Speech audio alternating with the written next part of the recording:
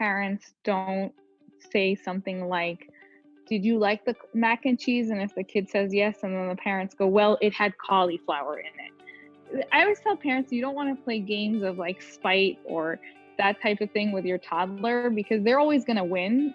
Toddlers have no concept of time. They don't have anywhere to be.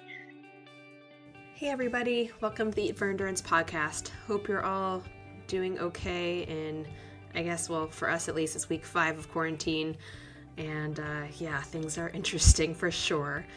I am trying to get back to recording some podcast episodes. I had to cancel a bunch, and just with no childcare and 2 kids and not enough rooms, it's been challenging to make them happen. But I did get one in for you guys on pediatric nutrition with Pegah Jalali, who is a dietitian who is right now in Dubai with her family quarantining, and she has a 9.5-month-old daughter herself. But her specialty is pediatric nutrition, which is a topic I really wanted to cover, as you'll hear me talk about in my brief little intro, partly for selfish reasons, because my 6-month-old is just starting solids, and I have a 3-year-old who, isn't always the easiest to feed.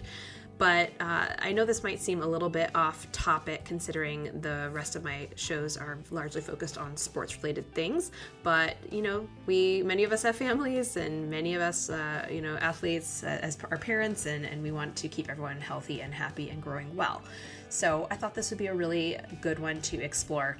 I do apologize. We had some technical issues. It really delayed the start of our show, so we were a little bit rushed getting through things. So if I seem like I'm rushing a little bit, or if the quality isn't as great, that is why. So I wasn't able to use my mic. We were trying to record on Zoom, but we got it done. So, we definitely covered some good stuff, and I definitely wasn't able to go as in-depth as I would have liked in many of these topics, but my 6-month-old was needing this room for a nap, and I was already very late, so I had to make room for her.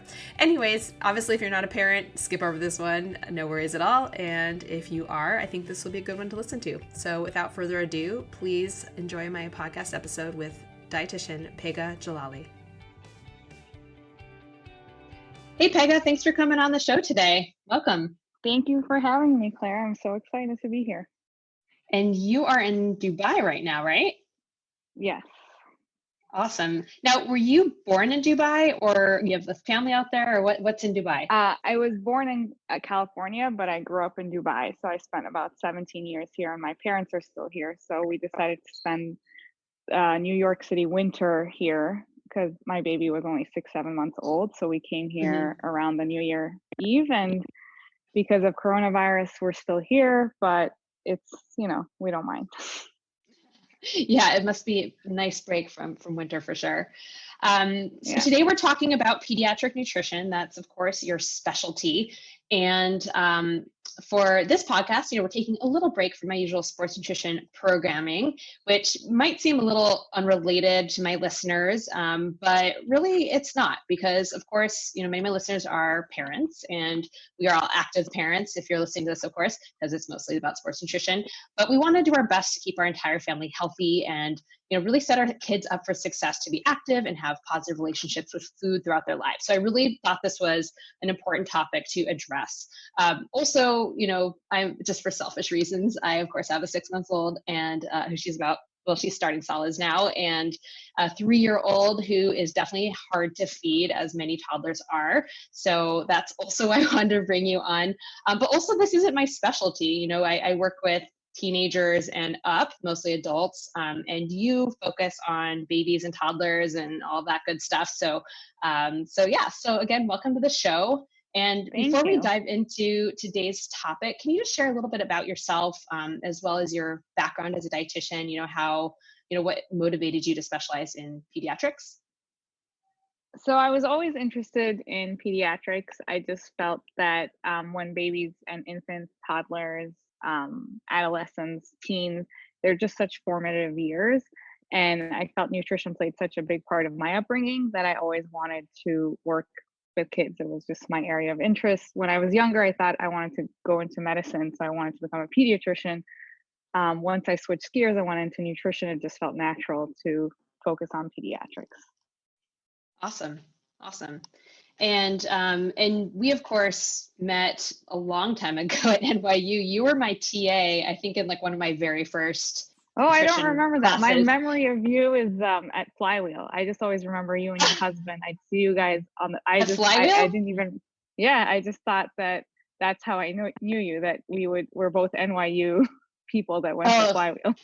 oh, God, that was a long time ago because I'm now a Peloton person. But oh, that's so funny. Yeah, no, you were a TA in one of my very early nutrition classes at NYU, back when I was a little baby pre-dietitian or RD2B. Oh.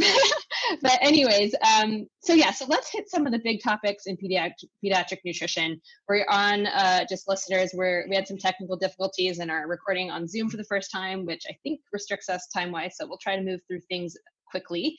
But yeah, let's start out with babies. We're not going to go into the whole breastfeeding versus formula feeding topic, other than to say fed is best and you do you, and what's best for you and your family. I know that my own journey has been really hard. And so it's, lots of empathy to the mamas out there going through it. Just you do your best. But what I do want to talk about is kind of within the choices that we make, if you decide to formula feed, if you decide to breastfeed, let's maybe address some common misconceptions and challenges there. So firstly, with formula, how do you decide which one to give? There's so many out on the market. Some people use brand names, or I personally use the Costco brand just because it seems fine, and other people use European brands. What are your thoughts on all that? I personally think the biggest disservice parents that's being done today is the lack of education regarding formula feeding. I think a lot of parents just are not given the correct tools on formula feeding, whether it's how to pick the formula or how to feed the formula, how to mix it, just the whole, there's so much focus on breastfeeding that formula feeding is just such an afterthought and a kind of fend for yourself category. I Mm-hmm. find that as a practitioner and a parent that that's how formula feeding is treated. And in terms of choosing a formula, I think that a lot of practitioners actually are not well versed in helping families choose a formula. Um, Most parents choose a formula based a lot on branding. So, and like you Yeah. mentioned, do you get a generic brand? Do you get a European brand? Do you get an American brand? And within that, there are so many choices, and I always tell my students, to go into a Bye Bye Baby or Dwayne Reed or just online and just look at just how many formula options there are and how different these formulas are. So I do think that most parents make their decision based on branding, when in reality, formulas really differ on ingredients. And I think the primary ingredients that formulas differ on is the type of protein in the formula. So whether Mm-hmm. it's a whey-based formula, a casein-based formula, is it a mixture of the two? Um, is it cow milk protein derived? And now we have options like goat and other soy options. But I think that that's the first thing parents should really think about when they're thinking of choosing a formula is the protein source and the type of protein. But I think most parents are making decisions based on brand. And I think that comes from a lack of education from practitioners to parents. Most babies will do fine on any formula. I'm talking 80-90% of babies will likely do well on most formulas that are available in the market. And then, of course, Mm-hmm. there are babies that are more sensitive or have particular sensitivities that will need a more specialized formula. And I think this is similar in adults. Most adults can eat a varied diet, and then there are a subset of adults that really do need a specialized diet. So I think that parents make the formula choices based a lot on how they make feeding decisions for themselves or their family. So, some people are very practical about it. So they look at things like availability, cost, safety. And I think some parents may be more interested, organic may resonate with them more, or something, they may have distrust in the American food system. So then they may look towards European brands. So I think that the choices that parents make tends to go back to branding and how they feel about food and the American food system personally. I Mm-hmm. think that there's no real wrong choice in formula. I think a lot of times people may be paying extra for certain bells and whistles that are not really there in a formula. A lot of times it is a lot of marketing. but I do think that at the end of the day, as a parent, you should feel good about your choice. So if something really resonates with you, then you should choose that, because you want to feel good every time you mix that formula, every time you make a bottle for your baby. You want to have that confidence and good feeling. You don't want to kind of question your choice. You don't want to think, could I have done better? Could there be a better formula out there for my child? So I really work with parents to kind of understand the differences in the formula, and is it really going to make a difference to their child? And then also making sure that they feel really good about it. Because if I tell them this doesn't matter because research says it doesn't matter, but they don't feel good about it, that's still not going to be the right formula option for them. Yeah, yeah, and I know, like, when I remember asking, because I mean, I'm doing a combo of breast milk and formula, which I did for my first child as well. And I remember asking our pediatrician, and she's like, they're all basically the same. She's like, don't keep switching from one to another. Like, pick one and stick with it. But they're all basically very similar. And for me, I felt pretty good just getting the Costco brand, which was a lot cheaper and seemed to be good. And the ingredients look fine, and it looked very similar to the other ones. But I mean, I guess my follow-up question then is, all these different protein sources for the average baby that probably will do okay. Then how, if you're trying to get away from just not going just with branding or whatever, how do you pick which one to give then? Or does it really matter? Do you kind of think it doesn't really matter? It does depend. I think younger babies need a different protein mix than older babies. Older babies will do well on 100% whey formula, whereas younger babies may tend not to do better on that mix. So I think it depends on the age the baby goes on formula. And then also, like you said, you're supplementing, you're breastfeeding and providing formula. So your baby's not going to have a full protein load of the type of protein that you're providing. So it would be Sure. a different consideration. I do Yeah. also think that a lot of times people don't realize that breast milk is really not enough in certain nutrients, because we're fed so much that breast is best. And parents come to me a lot of times and show me the formula that their child is on and says, they tell me, what can I supplement this formula with to make sure my baby's getting all their nutrients? And what's ironic is that formula actually provides everything babies need. With breast milk, you actually need to supplement vitamin D. At 4 months, you need to supplement iron. So I think a lot of parents, especially breastfeeding parents that I work with, become very surprised when they learn that they have to supplement with both vitamin D and iron. Whereas Yeah. most formula fed infants, they need a vitamin D supplement the first few months, but then after they're taking a certain amount, they don't need that, and they never will need an iron supplement, because all US formulas are fortified with iron. Yeah, yeah. So let's switch to breastfeeding now. And again, just to put out there, like, we're not at all, saying that one is better than the other. Again, what you do, what's best for you. Not at all. So I always want to be very clear with that. And again, lots of empathy to mamas out there dealing with this, because it's so hard and I'm still going through it. So, okay, with breastfeeding, again, there's lots of misconceptions here. I think one I hear a lot is, if the baby has some sort of sensitivity or allergy or something to milk, like removing certain foods, whether it's dairy or something else, from the mom's diet. Caffeine regulation's another one. I think everyone knows by now, like, pumping and dumping is not a thing anymore, so we don't need to waste time on that. But yeah, what do you feel is important to mention here, just regarding breastfeeding and mom's diet? I think that there's, we talked about breastfeeding is hard, it's challenging, it can be emotionally draining. And I think that a lot of times, if babies are gassy, or they're spitting up, or they're fussy, or they have any, indication of not being just a beautiful Gerber baby, then the blame is always placed on the mother's milk. That, oh, it's maybe the milk isn't enough, maybe it's making the baby sick, maybe it's making the baby gassy, maybe it's making the baby this or that, when in reality, the first 6, 8, 10 weeks of life, most babies have very, very immature digestive systems, and they will mostly be very gassy and spit up a lot and just be very irritable. And a lot of times parents or moms will make changes in their diet, and maybe 2, 3, 4 weeks later the baby spits up less or is less gassy, and they attribute that to the change they made in their diet, when mostly it's that the baby's digestive system has now matured and is not reacting as much.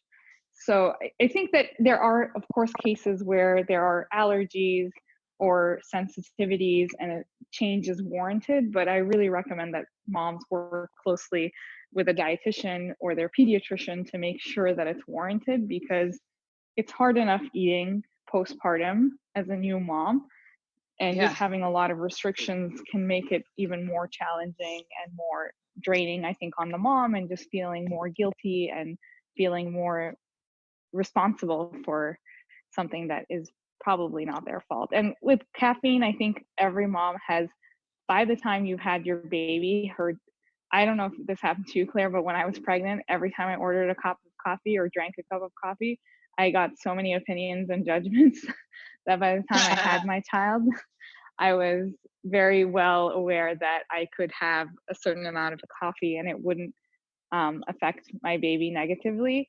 But I think that people will, the problem is you'll still hear, well, if your baby's sensitive to it, then you should cut it out. But there are so many factors in one day that it's really hard to pinpoint that it was the caffeine, and the transmission of caffeine in breast milk is really low. So I think most moms, all moms, can enjoy a cup of coffee guilt-free. Oh, I have multiple cups.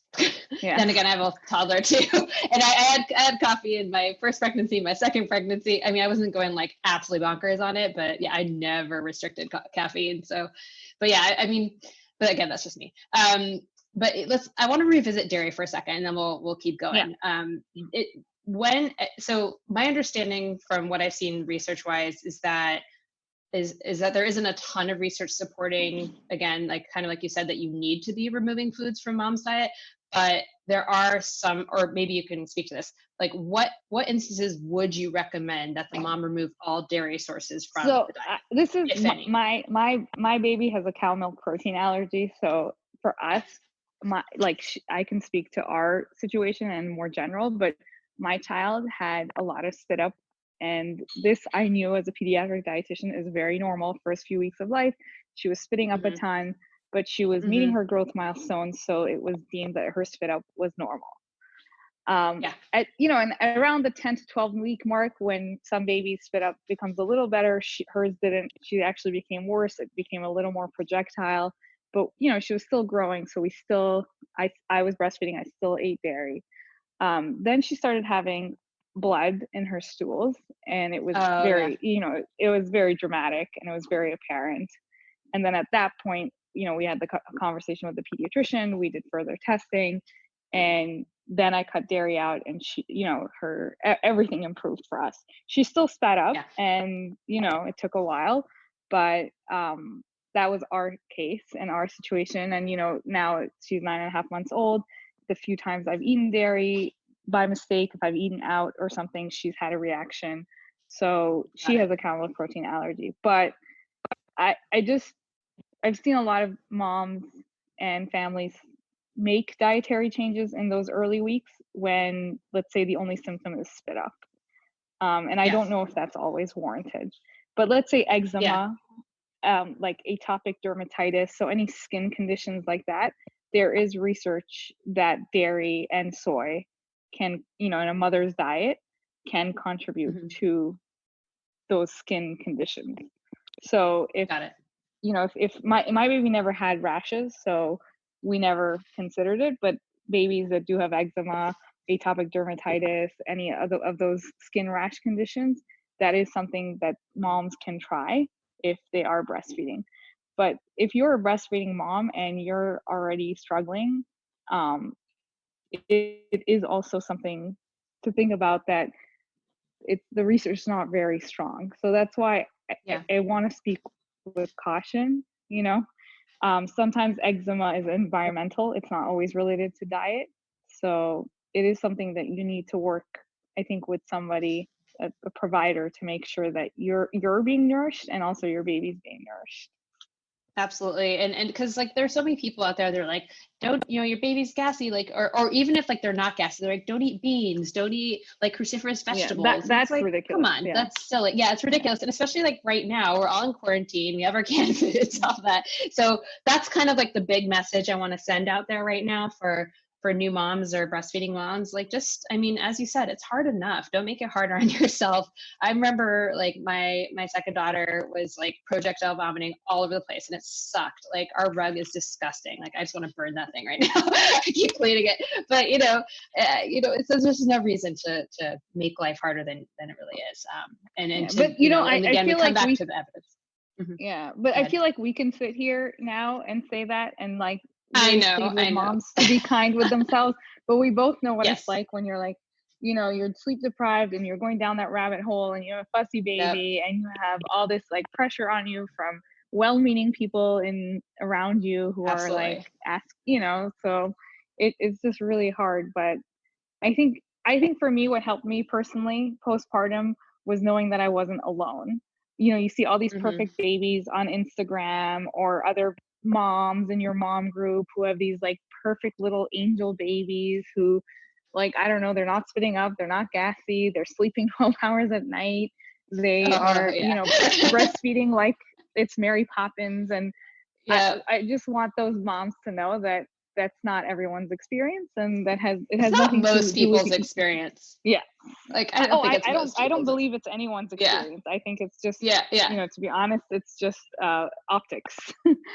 Oh, absolutely. What I tell everybody is everyone has something.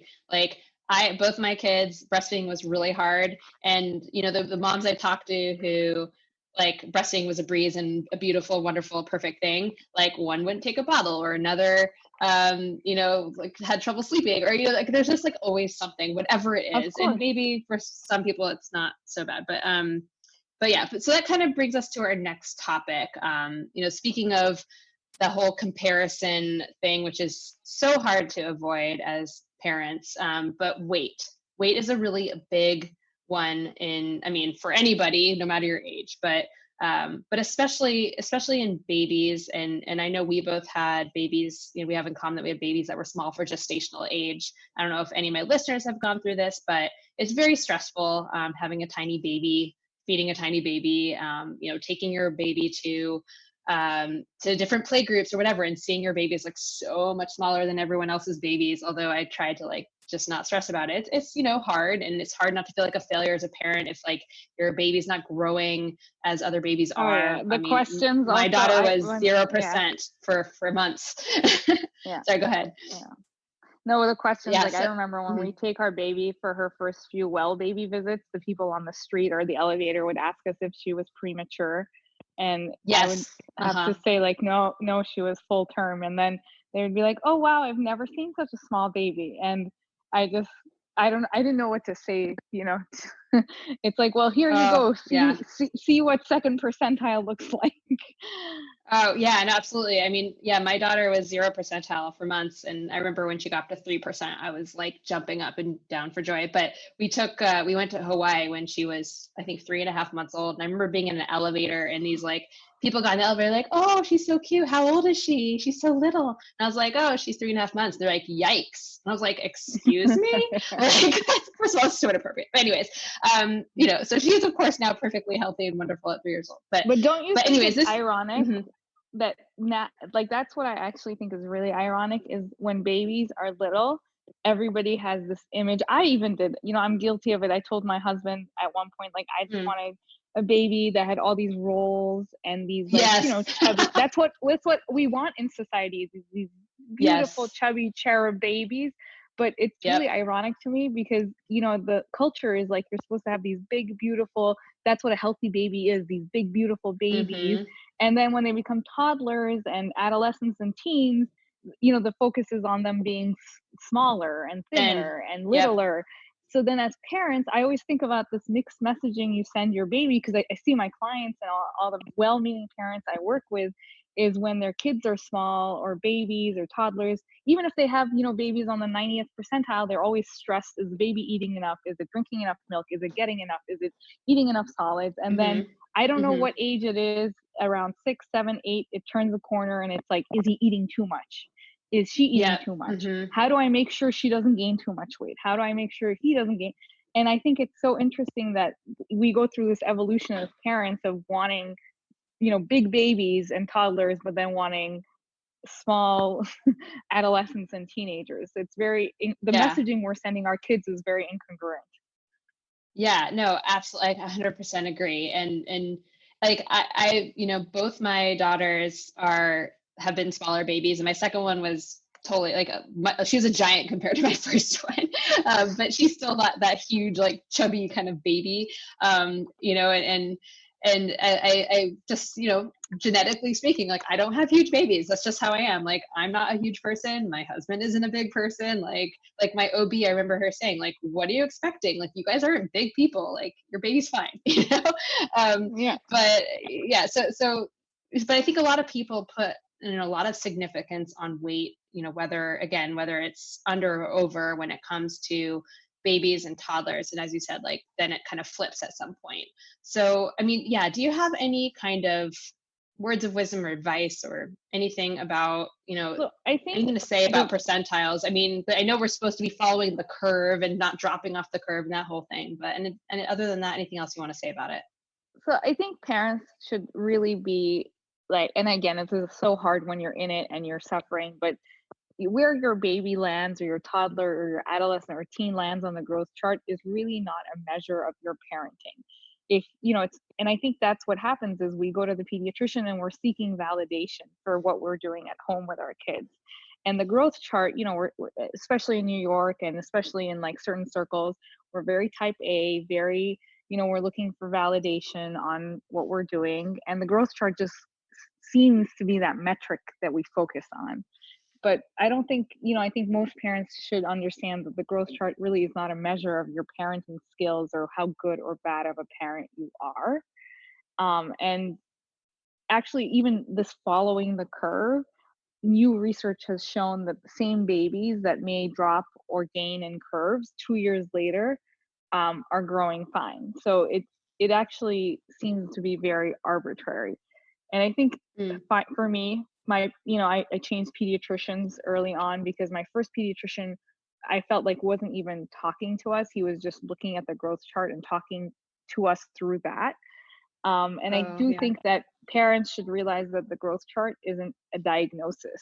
It's really a tool that your pediatrician or whatever health practitioner is looking at uses, but is not going to diagnose your baby with any condition. Even failure to thrive cannot be diagnosed through a growth chart. So I do think that it's like BMI in adults. You could have Yeah. really high performing athletes who may have really high or low BMIs, but that's not really reflective of their weight status or their body Yes. composition or many factors. So that's really Mhm. what I try to focus on is the growth chart's just a part of the equation. And you need to really find out everything else that's going on, and the baby or child may need more testing. But I do think as parents it's just such a metric to hold on to. And then I remember the first pediatrician visits, we'd leave and then it's like we would text all the parent group texts like, she weighs this much and she's this percentile, and it Yeah. just Yeah. is. Yeah, and no, and what's interesting is I actually don't think most people understand what percentile means, So in my case, my baby is and was second percentile weight for age, meaning that out of Mhm. 100 random babies, she would be the second smallest, and she would weigh more than only one other baby. But that's fine. And if you have a baby on the 99th percentile, it means that your baby out of 100 babies would be, you know, the heavier than 98 other babies. But again, these are Yeah. 100 healthy babies that were thriving. So it just doesn't really mean anything. It just means that your baby is on the chart, they're healthy, and that's where they would fall in a random subset of 100 babies. Well, they're also comparing it to like really like big babies too, like or just like the average Yeah. is quite large, and I think I forget what age it was. Was it 2 years old where you switch from like comparing it to babies all around the world to just American babies. Cause suddenly, like, I remember my daughter just like dropped suddenly and they're like, oh, don't worry about it. They're being compared to all the American babies or something, or kids, or I don't remember what it was, but yeah. So I think it's just, it's important to remember to look at the whole picture, and not let the percentiles rule you. I definitely have seen on the flip side with, toddlers who are overweight and other moms being really concerned and wanting to like watch what they feed them and starting to get a little bit restrictive from their end, which obviously is like a red flag in so many ways. Any kind of words of wisdom for those types of parents who are concerned that their toddlers are too heavy? I think, what's ironic is that the advice is the same whether you have a baby that falls on the bottom of the curve or the top of the curve or the middle of the curve, is that babies and toddlers are really intuitive eaters, and you as a parent have to listen to their cues. So if your baby is not hungry at breakfast and you offer breakfast and they don't eat it, don't offer another meal. Don't say, what else can I get you? Please eat something, and plead with them, because they are really listening to their bodies. And you just provide meals at a consistent schedule over the day, and they will eat when they're hungry and not eat when they're not hungry. Whenever we as parents try to then somehow, you know, trick them or motivate them to eat more, that's when we're really setting them up for something not positive, because then they think to be a good child they need to eat, or to win our appraisal or to make us upset they won't eat. So it's really, I think the advice is the same for babies that are at the bottom of the curve and the top of the curve and the middle of the curve, is really respecting children's feeding cues and their hunger cues. And I've seen at every age parents kind of find a reason to go over that. So, with babies, most people are so motivated to stuff them because they think they'll sleep better. So there's this Mm-hmm. motivation during the day to feed the baby. And if they don't eat well at a certain meal, to keep trying to feed them, because there's this thought that if they don't eat, they're going to wake up at night to eat. When in reality, babies, their needs fluctuate day to day. Sometimes a baby may grow 2 centimeters overnight. So that day, that baby's going to be a lot hungrier than a random day the week before when they didn't grow so much in length. So it's the same thing with toddlers. The reason most toddlers are seen to be picky eaters is that their growth rate really slows down when they hit 2.5. Just think about how often you bought clothes for your newborn versus how often you have to buy clothes Mm-hmm. for your toddler. They're growing at a much, much slower rate. But as parents, we're used to this like fast growth of them when they're infants. So we just think they have to eat, when in reality, their needs are actually much lower once they become toddlers, because they're not growing as much and they're not growing as fast. Yeah. So I think the primary message I try to send parents is to respect your child's feeding cues and really try not to gain or motivate them to eat to gain your approval or to satisfy your you know parenting. Yeah, and that's a great segue into all the feeding stuff that I really want to focus on with the rest of our time.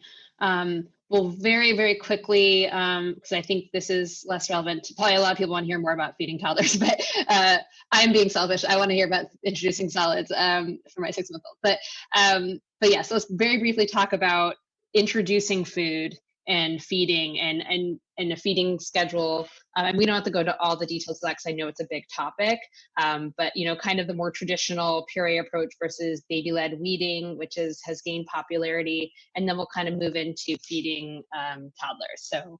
So yeah, maybe let's start with the babies, because I know for me at least, it's very confusing feeding with like the milk schedule and all that kind of stuff, and then also just like what to give and how often, and babies are trying to get used to all this new stuff and whatnot. So yeah, what are the current So guidelines in the there? so a lot of baby nutrition advice is actually not rooted in evidence or guidelines. It's rooted in tradition or culture, or what maybe a group of pediatricians think is good to do. But in reality, when you first start solids, it should be close to 6 months, and that's something that I see a big variety on. Some babies are still starting very early at 4 months, when really the American Academy of Pediatrics and all governing bodies, WHO, CDC, recommend that babies start closer to 6 months. And that's because babies are shown to be more developmentally ready, and the risk of allergy and other negative consequences are lessened. Now, nothing magical happens the night before a baby's 6 month birthday. So a lot Yeah. of babies are appropriate to start at 5.5 months, and they should start then.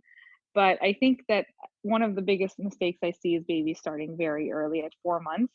And I think at Mhm. that stage, it's, babies are sleeping so often, their milk needs are much higher, and it's just too complicated and they're not ready. They can't sit in a high chair in an appropriate way. They cannot swallow in an appropriate way. Their tongue thrust, which is when their tongue is sticking out, is really very strong at 4 months. So I do think it can cause even oral aversions for babies and make feeding a really bad experience when parents start early. And one of the biggest motivations to start early is that it's thought that something like rice cereal or purees can maybe be heavier than milk and it can help a baby sleep through the night. But Yeah. research actually doesn't support that. And I actually know Yeah. many families who've tried it and it doesn't work. The biggest advice I try to give parents is at 6 months when they start solids is not to overthink what food they're offering the baby and to actually focus on the meal experience. At 6 months, you can start with 3 meals, but you can also start with 1 meal a day. So I personally started with 1 meal a day because the quality of the meal experience is much more important than the food that you're offering or the amount of food that they're actually eating. So we Mhm. started with 1 meal a day around 6 months. And the goal and the recommendation is that babies eat 3 meals a day by the time they reach around 9 or 10 months. Now, depending Mhm. on how many naps your baby's taking, how, your child's lifestyle, your family's lifestyle is, you might get to 3 meals at 10 months. Some families start with 3 meals at 6 or 7 months, but I don't really think that's necessary. And it kind of puts a lot of pressure on the family to set up the high chair, put the baby in it, makes a mess, and then Yeah. clean, 3 times a day. I don't really know what they're achieving. So I started with once a day. I usually tell my clients to focus on once a day till they're able to comfortably go to twice a day and really focusing on the meal experience. So, and something most people overlook is the baby sitting in the high chair comfortably. And the comfortably is really means that the baby's being supported and that would mean that Mhm. they're sitting and they have a 90-degree angle at their foot, at their knee, and at their hips. A lot of feeding chairs or high chairs for babies actually don't even have a footrest. And I usually tell Mhm. parents, think about when you go to a bar or a restaurant and you sit at a height at a stool and there's no footrest and your feet are kind of dangling. That's usually Oh not yeah. comfortable for more than 30 or 45 minutes. Even as adults, we like to Mhm. anchor our feet. And the reason Mhm. that's important for babies to have somewhere to anchor their feet when they're eating solids is if their feet are not anchored, then they can't anchor their trunk. And then they're kind of just like they're taking a lot of effort and wobbling about when if their feet were anchored onto a footrest, they could anchor their trunk better and then they could chew and swallow better. But if their feet are dangling, it kind of makes the coordination of chewing and swallowing very difficult because they're focusing so much on their core and kind of stabilizing their core to sit in this chair. But this is boring because like most people want to know like, well, what No, food do no, I give? no. Yeah, yeah, Yeah. yeah. No, actually, but you bring up a really good point because I have like a bumbo chair set up for my daughter Isla right now, but we also have the Hmm. Stokey and I'm and my 3-year-old. The Stokey was supposed to be for my newborn or not newborn for my second kid, and my toddler stole it. So, which is going to be the better chair. But anyways, no, that's a really good point that I didn't really consider. I'm sure I learned this at some point in school and I just forgot. But no, thanks for bringing that up. But yeah, in terms of like doing the purees versus the baby led weaning, what do you have to say about that?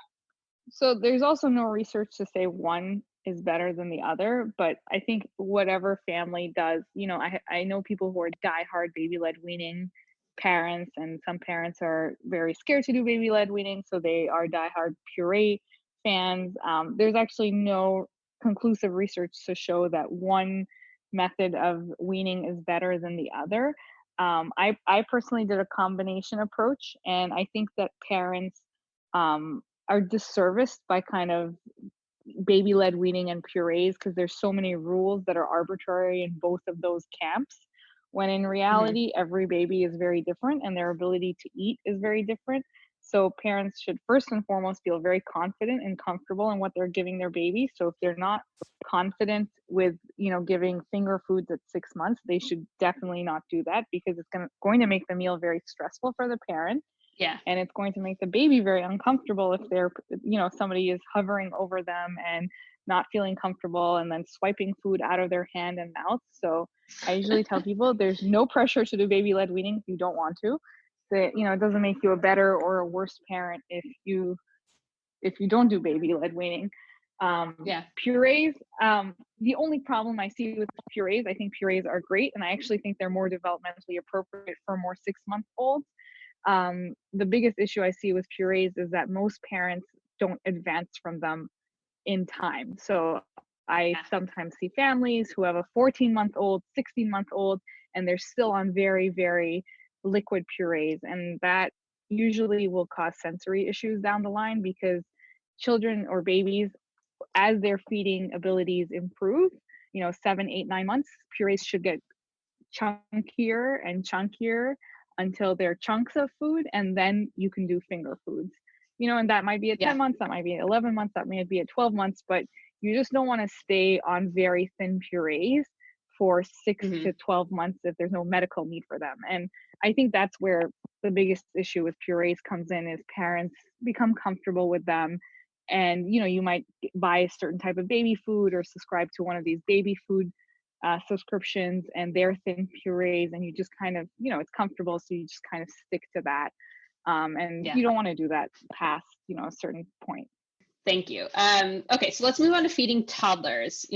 Picky eating is Mhm. something we often hear about, and that is something parents are, really frustrated about. And you spoke to it a little bit or touched on it. But yeah, let's talk about getting, some strategies for getting kids to eat more than just mac and cheese or whatever else they love to eat, which I think often is very carb heavy, and that can lead to constipation, which is another, very common thing we see in babies and toddlers. But I think from what I've seen, at least, parents often feel so frustrated with, what they offer. They're just trying to offer veggies, and the message is just keep offering, that it can take 8 or 9 times or whatever it is to, get kids to accept whatever food you're offering. And they ultimately just give up because they're so sick of being, the things being rejected and cooking something and throwing it away. And then suddenly they just haven't offered veggies in forever. So yeah, what are some strategies you recommend to kind of helping kids to get more variety of, good foods in their diet? So I think picky eating is really, really challenging, and I think it's extremely normal. All toddlers go through some sort of picky eating phase. And I think that parents focus too much on the food again, and not on the experience and maybe the vocabulary and the meal setting as much. Because I think most of the time it's thought, well, if they like a food, that they'll eat it. But in reality, it goes back to that they're not that hungry because they don't need that much. And toddlers' appetites will wax and wane. So some people will tell me that their toddler eats really well at breakfast and lunch and then doesn't eat well at dinner, or their toddler doesn't eat breakfast but then eats well at lunch and then doesn't eat dinner. And sometimes, we can look at the child's diet carefully, and there may be a toddler that's drinking too much milk, and that might be causing them not to be as hungry at meals. Sometimes toddlers are snacking too much, and I think this concept of a snack in Hmm. pediatrics has really gone out of control. I grew up in Dubai, as we talked about earlier in the podcast, and we don't really snack as much here. And when we do snack, it's like we eat a cucumber or an apple, and those were snacks. And when I moved to the US to go to college, the snacks were so exciting. And I think that that's similar in pediatrics, is children's snacks are actually meals. A meal for a toddler is somewhere around 150 to 300 calories. And most Hmm. snack foods I look at for that age are around 150 to 200 calories. And I can see all these Yeah. nutrition bars for kids, for toddlers, and, things like the crackers. And there's nothing wrong with those foods, but, if you're giving your toddler a snack that is equivalent to a meal an hour to an hour and a half before a meal, then it's really going to affect their appetite. So I think really Yeah. looking at your toddler's diet, looking at, and there's nothing wrong if your toddler wants to have crackers or nutrition bars, that's fine, but sometimes the portion may have to be adjusted, or maybe that becomes their meal instead of calling it a snack. Because if your toddler's not hungry at meals, then it's going to be really hard for them to try new foods, especially if they don't have an Mhm. appetite. Yeah. Yeah. And then What another about, thing, yeah. go ahead. And another thing is the whole like vocabulary around foods. It really bothers me when people, offer food to, let's say, an 8-month-old baby or a 9-month-old baby, and the baby doesn't eat it or makes a face when they eat it, and then they say something like, "Oh, she doesn't like it," so then they don't offer it again because the baby didn't like it that one time. Um, they're just learning, and babies are like really moody. They can be really happy or really unhappy. I still don't know why, but based on random things. And maybe the day we gave them sweet potato was just an off day. So, but Mhm. if we start with that language of they don't like this, they don't like that, once they become toddlers, they can hear that. And we're telling them, you don't like sweet potato. And then we put sweet potato in front of them and say, you don't like this, but please eat it. So I think the vocabulary really needs to change. And I really Yeah. like there are systems where parents talk about, foods that their toddlers love, foods that their toddlers like, and foods that their toddlers are learning to like. So nowhere in Mm. this is there the hate. They hate this or they hate that. And then also a lot of it is removing the pressure. You don't want to say you're a good boy because you ate your vegetables, or you're a bad boy because you didn't eat your vegetables. So, food should be neutral, and how much your child eats should be neutral. And if you put that type of pressure, it's never going to end well, I think. Yeah. Yeah. How do you feel about hiding veggies and other like healthier things in food? Because I've read I that think that's that something I that we think shouldn't really be doing necessarily. I think that's fine as long as parents don't say something like, "Did you like the mac and cheese?" And if the kid says yes, and then the parents go, "Well, it had cauliflower in it." So I Yeah. think Yeah. that, as you know, like I always tell parents, you don't want to play games of like spite or that type of thing with your toddler, because they're always going to win. Toddlers have no concept of time. They don't have anywhere to be. So you don't really want to play these, games with them. You have to, get them to bed so you can go to sleep eventually. But you don't want to kind of, that also sets up a lot of distrust. If you Yeah. say, "Oh, Exactly. well, I Yeah. put cauliflower in that and I put spinach and you liked it. See, you like spinach." That's really not Sure. going to inspire. I think what parents can do is model good eating behavior. So if they eat those foods in Yep. front of their kids, not pressure their own kids to eat it. And really, the concept of what's a serving of vegetables in toddlers is very different. We now are living in this culture where, as adults now, it's become very glamorous to eat mountains and mountains of vegetables, and some of Mm. us really like it, and it feels really good, and we want our children to do the same. But for a toddler, a serving of vegetables is their age, plus a tablespoon. So if you have a 1-year old, a serving of cauliflower is a tablespoon of cauliflower. That's not a lot of cauliflower. But Mm. to most parents, they think that's not enough, but that's what your toddler needs. It's not that much. Yeah. Yeah. And just like, I mean, you think about adults too, and like the messaging I send to my clients, which is like, if you have a day where you don't eat vegetables, it's not like you're going to drop dead or something. Like we're thinking big Yeah, picture here. And obviously we yeah, want to eat nourishing foods, but you can't obsess about any one meal or one day. yeah. And also, Now, it's of course, yeah. Go ahead. we're also like right now in a quarantine situation where we don't have access Yep. to a lot of things that we may have normally had access to. And you want to teach your children to be flexible. If say like they have to eat a certain amount of vegetable, or the earth won't spin in the right direction that day, then in these certain situations where you don't have access to your usual fresh fruits and vegetables, it's going to make it really challenging. Yeah, absolutely.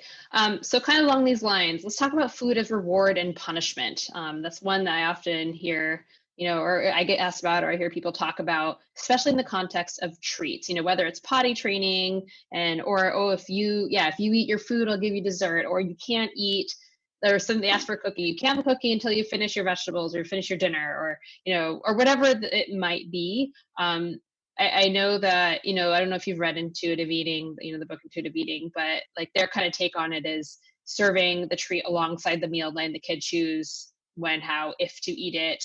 And really treating or teaching your kids to kind of eat intuitively about it.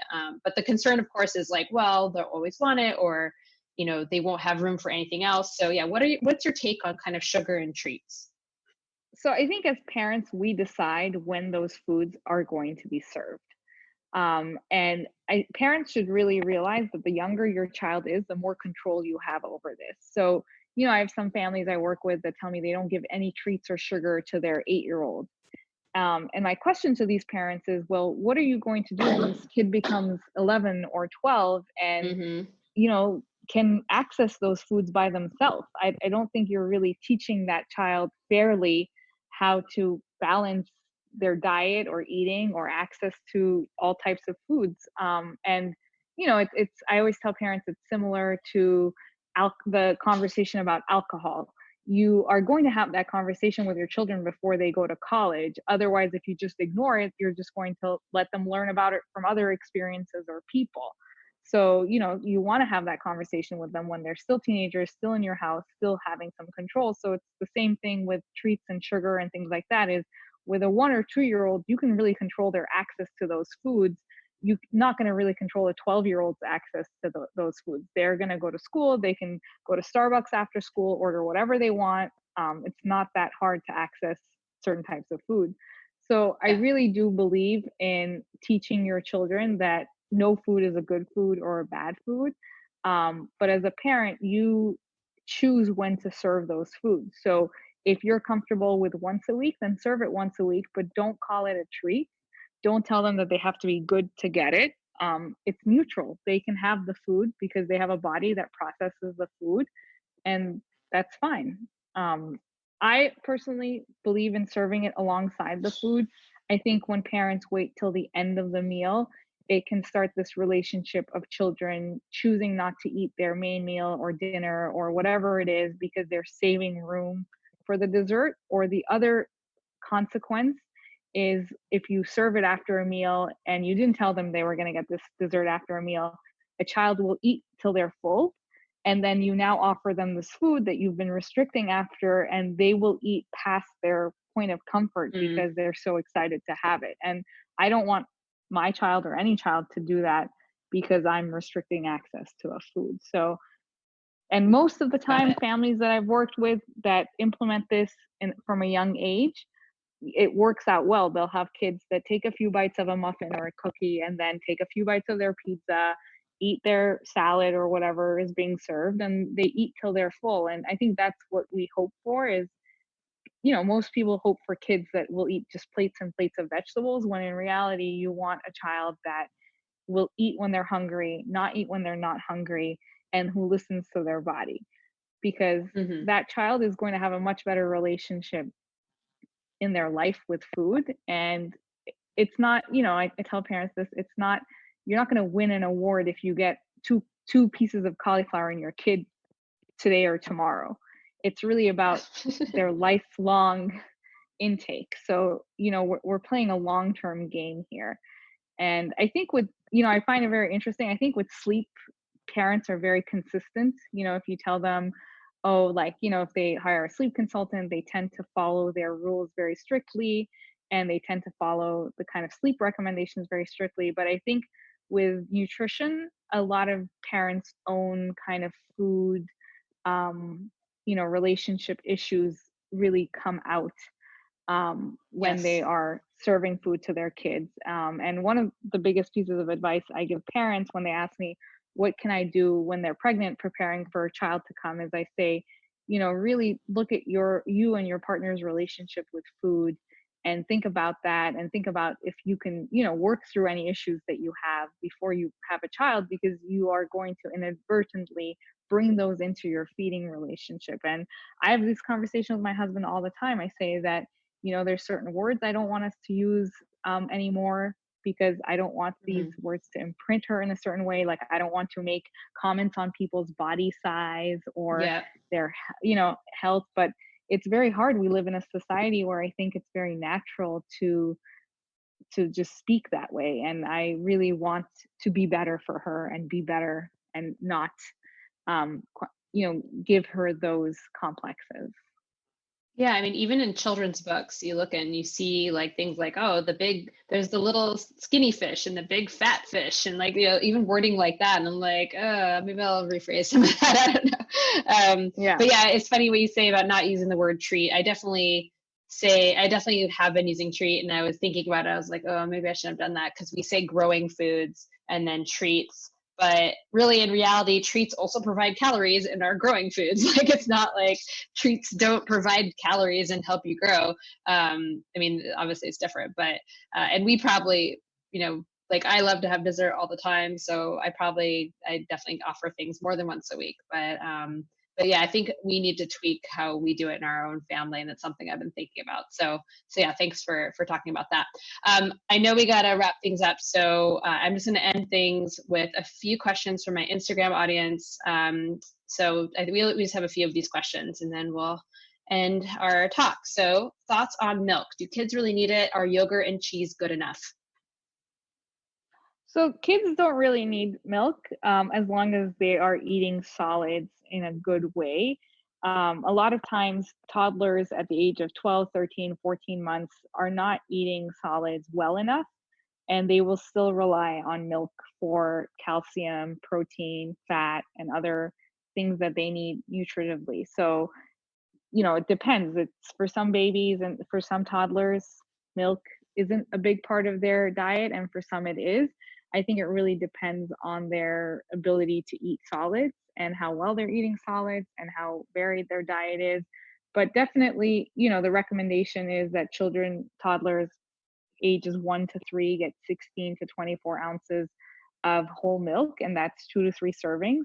And I have many families that don't offer milk but offer servings of cheese and yogurt. And I have many Hmm. families that also are non dairy and are still able to provide a wholesome diet. So I think that is, that they must have milk. I don't think that's necessary, but at the same time, there's many 13, 14-month olds that are still not ready to be completely, um, not have milk at all. Yeah, I mean, my 3-year-old still gets milk. Well, but we've decreased it. I mean, at what point do you even recommend or say like maybe you don't need milk anymore? I mean, I guess that could be really any age, but like a three, like I'll use my daughter for example. So she's 3 years old, and we're giving her like two 5-ounce bottles, but in like a sippy cup. Like at this point, she probably should just be taking it from a cup, right? Or what would you say like is Yeah, the age where or you no, should just she can, transition away from that?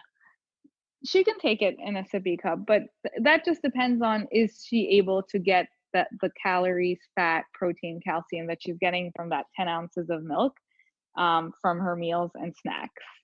So Yeah, absolutely. that's She just where loves the it. balance, yeah, that's where the balance comes from. But at the same time, like I tell parents, like, I, for example, in our family, every day at noon we have coffee, and it's just our like tradition. Every day before lunch, 2 3 hours before lunch, we sit and have coffee, maybe with some nuts, dry fruit, and it's just what we do. Do we need it? Not really. And some toddlers just really enjoy their cup of milk. So Yeah. if it's not hurting them and they're eating solids well, then I don't really see a reason to take it away. Yeah. Yeah, agreed. So yeah, another person asked how much whole milk per day should a 1-year-old get? How to recommend bottle weaning. So that's kind of along the lines of what we already talked about. In terms of bottle weaning, I mean, so in your opinion, it doesn't really matter if you're getting it through, say, well, I know at one they recommend going from like a bottle to some sort of straw cup or something like that. But moving to like an actual cup, does that really matter developmentally at some point? What do you recommend there? So you want to move away from a bottle and to either a straw or sippy cup, but you don't have to, there's no age where you have to really get rid of those. I think with Okay. bottle weaning, some people think that like the night before their first birthday, they need to get on that. I really believe in like a baby-led approach in bottle weaning, because if they're not able to take it from a straw or sippy cup, it's just going to make them very miserable. So I really Mm. recommend at 6 months when people start solids is to start working with different cups. So at 6 months, you can try an open cup for water because water is not messy. And then at around 9 to 10 months, you can start experimenting with either straw or sippy cups. And eventually at 1, you want to start trying one of those cups for milk. So I just think it's a learned skill, and you can't just kind of take the bottle away and throw a sippy cup at them and think it's going to work out. It's the way they have to open their mouths, swallow is very different. So you need to Yeah. work on it, and you can work on it with water while you're doing solids. From 6 months on. Yeah. Um, any advice on reintroducing vegetables to a 6-year-old? He claims he has tried them and hates them all. I think, yeah, I think at first acknowledging his feelings and validating them, telling him about foods that maybe the parents hate and don't like, or foods that they may have hated before and now have come around to liking, but just validating his feelings. That age is very important. They're not the 6-year-old. It's important to validate their feelings and acknowledge how they feel. Another recommendation would be to have them get involved in the kitchen. Maybe if, right now no one's going out, but if you're putting in a fresh direct order, to have them choose a vegetable, but with no pressure of them eating it, order it, and then maybe make something with it with them. Again, no pressure of them eating it, and not doing this thing where you're like, oh my God, the broccoli's so delicious. Just having it be neutral, having it be on the table, not focusing on it, but just helping them interact with it. I've worked with families where it's a big win if the child even touches the vegetable, because the aversion has Mm. become so strong that they will have a complete tantrum if that vegetable is on the table. So I think the first Yeah. step is Yeah. really, you know, education, and, and again, respecting the child and their choices. And I think when parents kind of rebuild that trust and kids feel comfortable that they don't have to eat something, they don't need to, you'll be surprised over time they may decide to try something. It can take a long time with children who are 6, 7, 8 years old, but it's not impossible. And again, if the 6-year-old is not eating any vegetables right now, any kind of work towards that, if it's even him smelling it or touching it, is a win. Awesome. Yeah, no, my daughter, if she doesn't like it doesn't have to be a vegetable, anything, it like literally cannot be on her plate. Like she'll go nuts. Like, just leave it there. Just don't touch it. No, it's so offensive. It cannot be on her plate. Yeah. Awesome. And lastly, kind of, it's kind of similar to what we've been talking about, but the question was, do you see that parents' food preferences mirror the child's?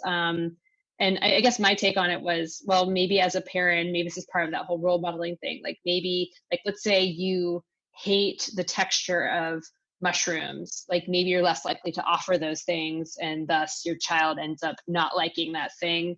And I mean, I'm kind of answering this question, I guess, but my thinking is like just making sure that, just like you were talking about, like spending time reflecting on your own approach to food and diet and all that stuff, like in your own body, kind of also thinking, well, this is a separate person, it's not me, and make sure you're offering all types of foods, even ones that you may not like. Would you agree with that? Yeah, but the foods you may not like, I think eventually, I've worked with a lot of families. Fish is a big one that a lot of Oh yeah. families I've worked with, they don't like fish, but they want their child to eat fish. And my personal professional opinion is it's really unrealistic. The child might eat fish when they're a baby and a toddler, but there's going to be a certain time where they're going to realize no one else around them is eating the fish. So I think Yes. that that's another thing where parents need to kind of work on it themselves. And I tell parents, like, look Okay. at you, you're a healthy, thriving adult who doesn't like fish, and the earth still spins and the world still goes around, and the same can happen for your child, and some of Yeah. this is like because I grew up in the Middle East, we don't eat ham like here. I love Yeah. bacon, I eat pork, but something like eating a ham cutlet is just something I never ever saw anyone eating. I just, when we go out to restaurants, sometimes my husband orders like a pork chop, I mean, I'll taste it, but it's just nothing that is that intriguing to me because I didn't see it Sure. growing up. Yeah. Yeah. No, it makes sense. Awesome. Well, thank you so much for your time today, Pegah. No, thanks for Hopefully, having me. I know we had some issues with with the technical stuff, so hopefully it all works out. Where can everyone find you if they want to follow you on socials and whatnot? So I'm Pediatric Dietitian on Instagram, and that's where I'm very active. Awesome. Well, hopefully you guys stay healthy and safe in this crazy time. You. And thanks again. And if No, anyone has any follow-up questions, I'll send them your way. Great. Thank you so much. Awesome. Thank you. Claire. And that wraps up my talk with Dietitian Pegah Jalali. I hope you guys enjoyed that one and learned a little something. I definitely did. Again, this is not my specialty, clearly. So it was really nice to bring her on and explore some topics that are very relevant for my family. I hope they're relevant to yours as well. And if you have any, follow-up questions, please just give us a shout. Give me a shout, or follow Pegah on Instagram and send her a message. She's in Dubai now, but she normally is in New York City, so maybe when this is all over, you guys can all work together. So I hope you guys are all staying safe and healthy in all this coronavirus madness. I would love, if you haven't already, to give me a rating or review on iTunes. That would be awesome. And of course, share my podcast. That's what's keeping this all free for now and is keeping me going, as if I actually have listeners. So do let me know if you have any questions or requests or anything at all. I would love to hear from you. Okay, stay safe, everybody.